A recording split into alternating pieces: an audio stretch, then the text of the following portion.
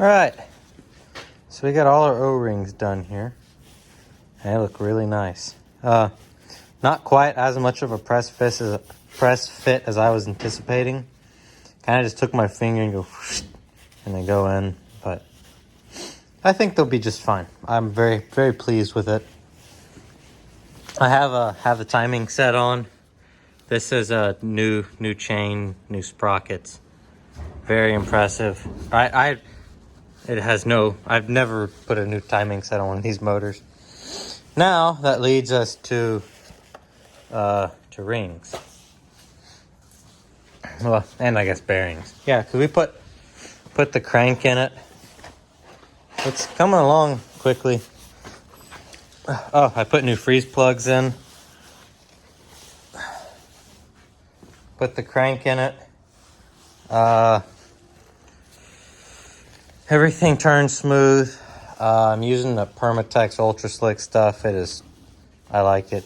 I did mess this key up this morning. I'm gonna get a new key. That's no big deal. We have main studs. For those that have seen the last video, you know, but for those that haven't, the inners are torqued to 90, the outers are torqued to 80, which is less than factory, but it also takes care of any web cracking, which this engine does not have. So, crank could honestly be a little prettier for my liking, but I think she'll run just fine for a while for what I'm wanting to do with it. So that leads us to pistons.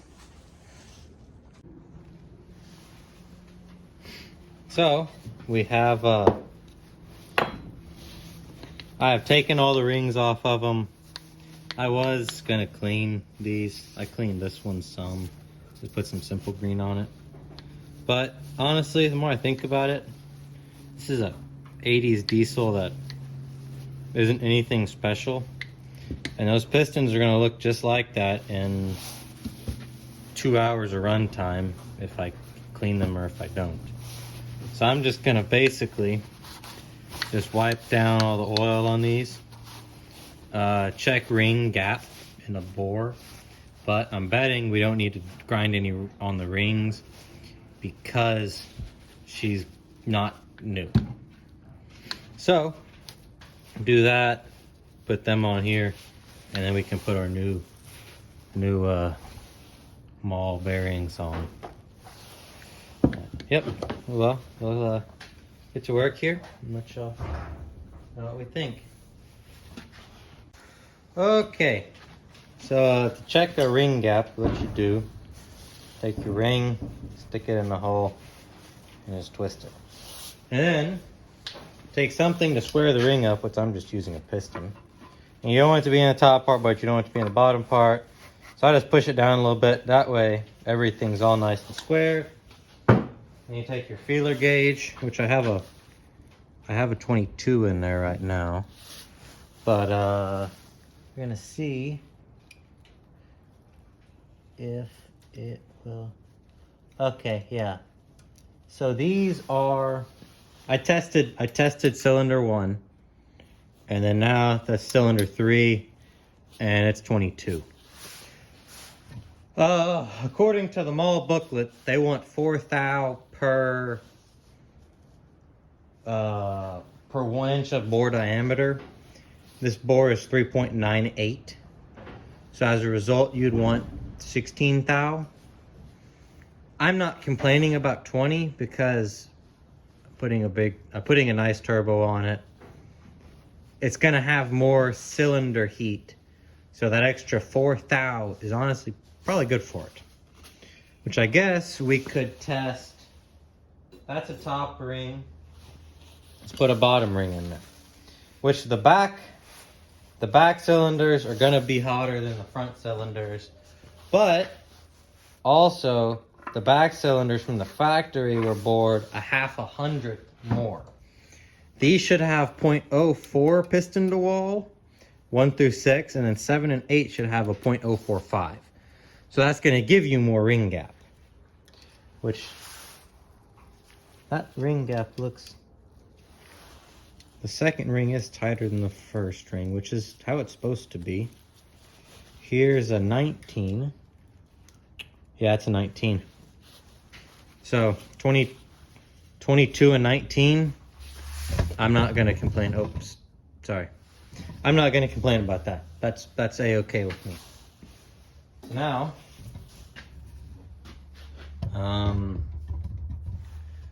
we can start building pistons. Whenever we build pistons, I need to get like a little vise or something for pistons, but I don't really build that many motors to justify it. So this is a 2-piece oil ring.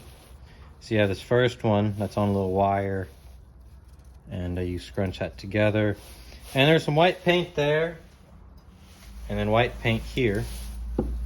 So as long as you're gentle, you gotta be gentle, you don't break these rings. I broke one ring taking the old ones off of these pistons. Just put it on there. Make sure you have your other ring lined up.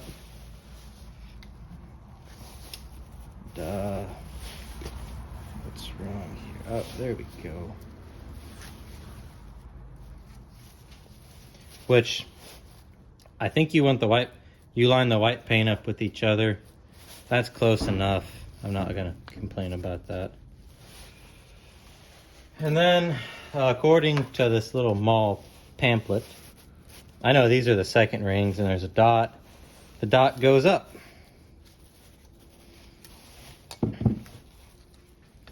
Just gotta... Patience is the key with piston rings. So, whenever you're putting these in the piston, you don't want any rings to line up. So like I would do oil control ring there. And then have this one over here. And I'm gonna put the compression ring, the top compression ring up here, because you don't wanna have ring gaps on either side of the piston, because as it goes up, it pushes pressure over here and pushes pressure over here. In theory, these rings spin, so it doesn't matter, but for whenever you're starting out, it's like it might not have them in the most ideal position.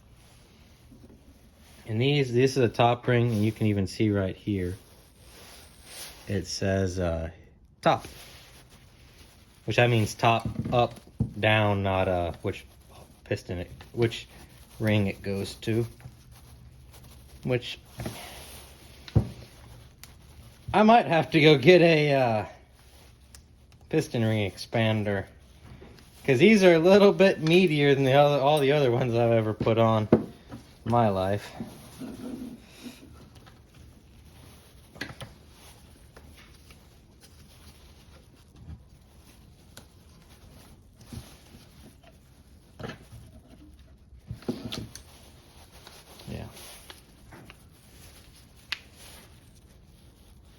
Yeah, we're gonna have to do something else because I don't want to tear these rings up. These rings are expensive.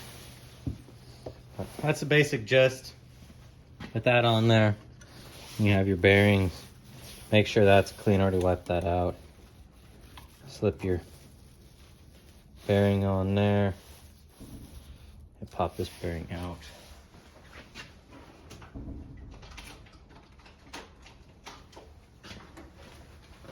I like using a little screwdriver like this.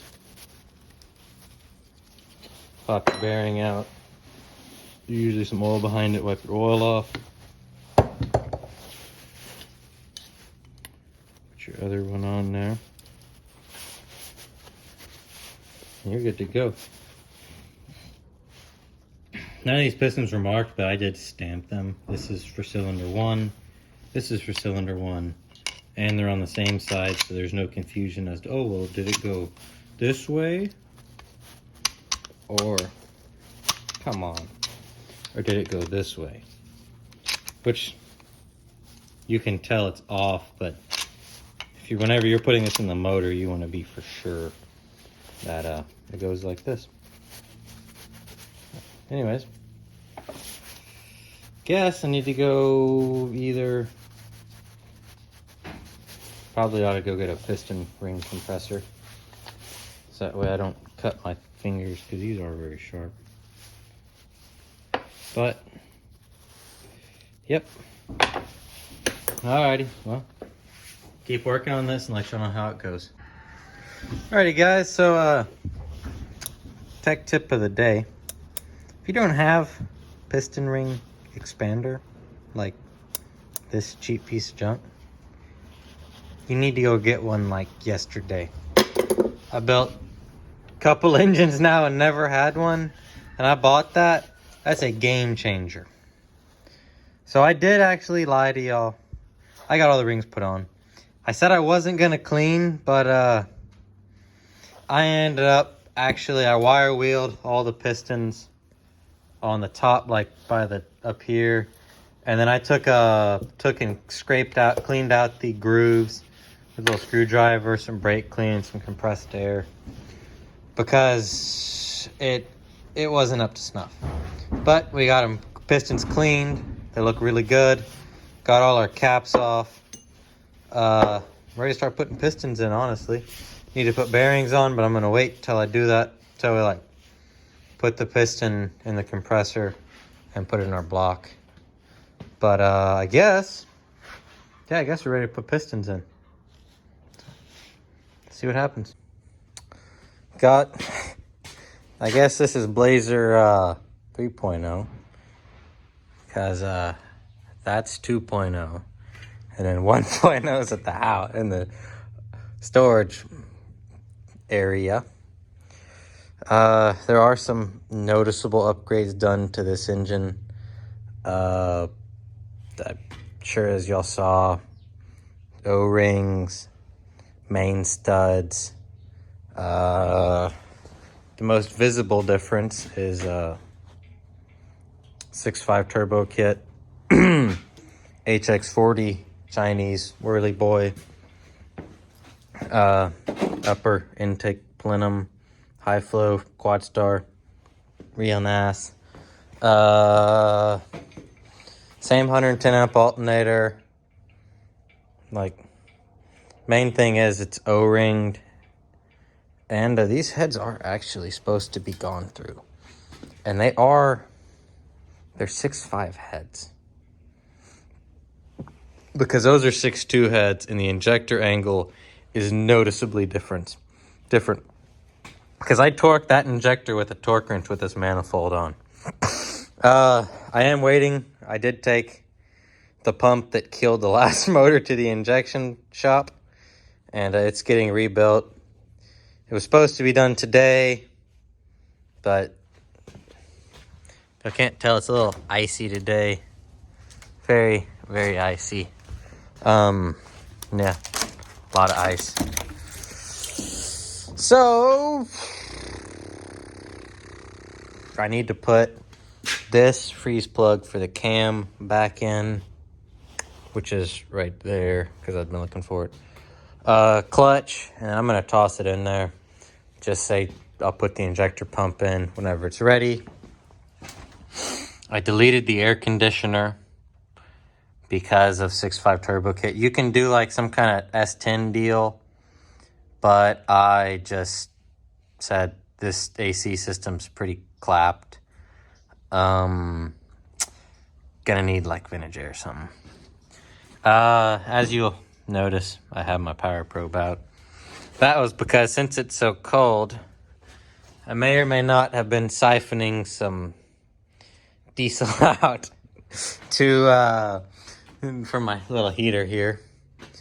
But I'm gonna put that in there. I'll put the clutch on, freeze plug clutch, toss that in there, and then that leaves me like hooking up oil cooler, all that good stuff, so that way don't get my pump back and be like, oh, well, now I need to do all this stuff. It's like, get it in there, and it's a little bit more of a pain with the pump in this thing, but I'm a big boy.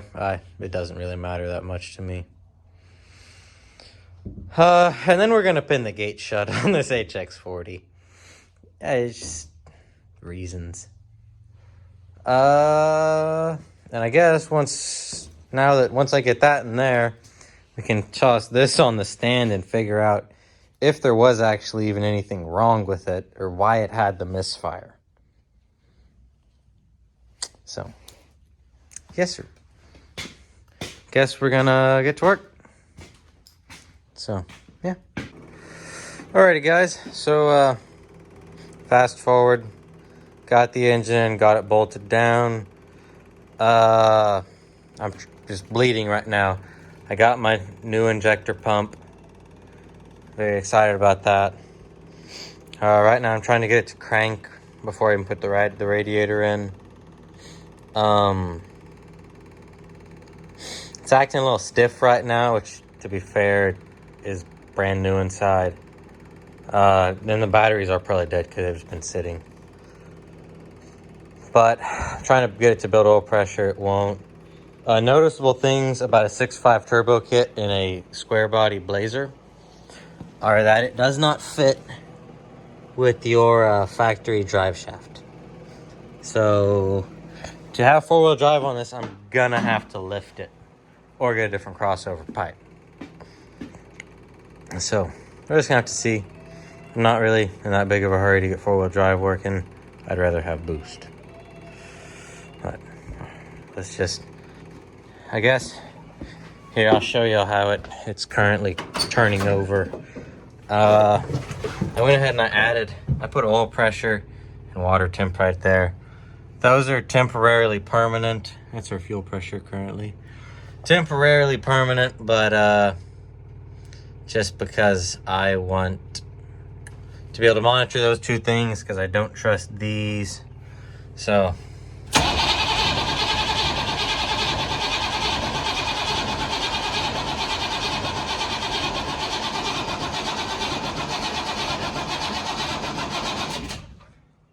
that is the fastest it's turned over yet.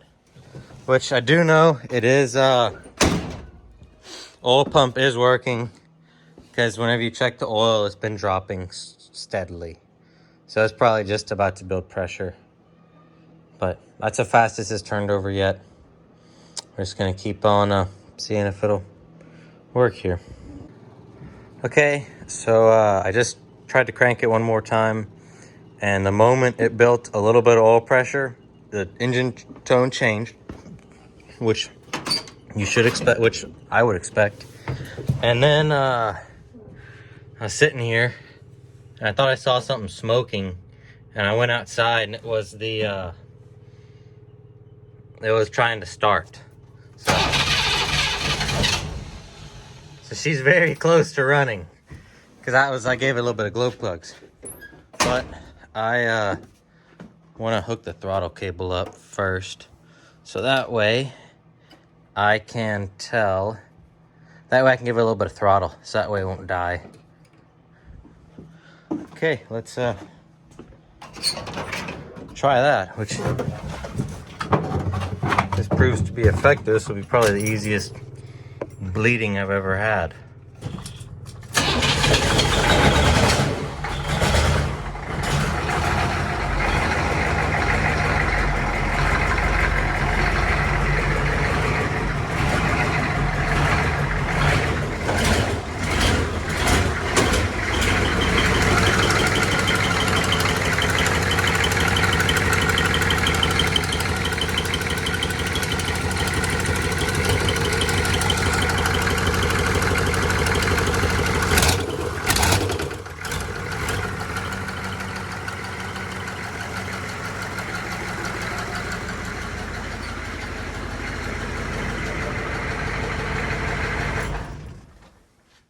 So, that sounds completely different from what it used to sound like.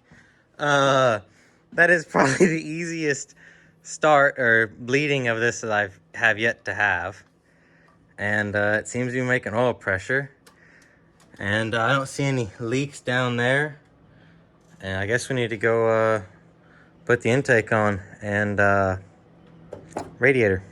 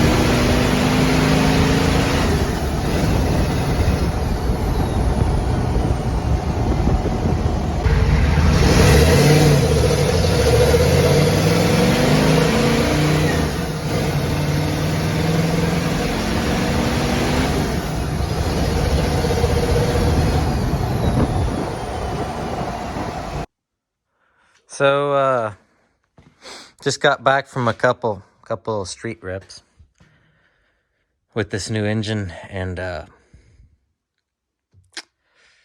is a noticeable increase. Very, very happy with how it runs. All you can hear is turbo, which is exactly what I wanted, and it's got quite a bit of power now. Well, for a 6.5, I mean, not a whole lot, but a lot better than what it was, even with the ATS kit on there.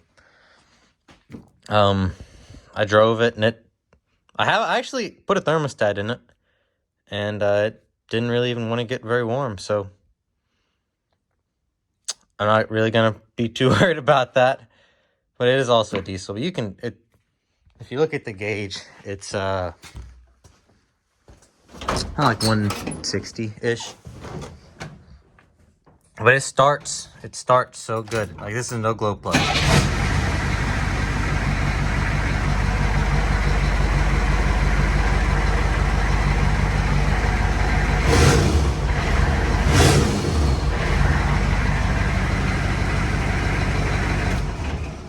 But that is also with it just being running and still being warm. But very healthy. I'm looking forward to doing a couple other things and just driving it for a while.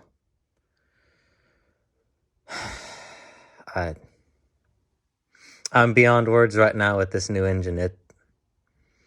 And I got like room to grow on the turbo, because I think it made maybe saw 16 pounds of boost. But it's a lot of fun. Maybe turn the fuel up a little bit more.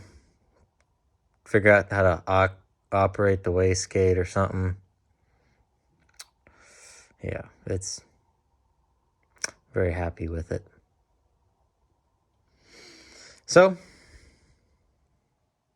guess this concludes Blazer 3.0 for now. More to come. When the original engine first did its little goofy stuff, I may have cut part of the floor out, but we'll weld that in tomorrow.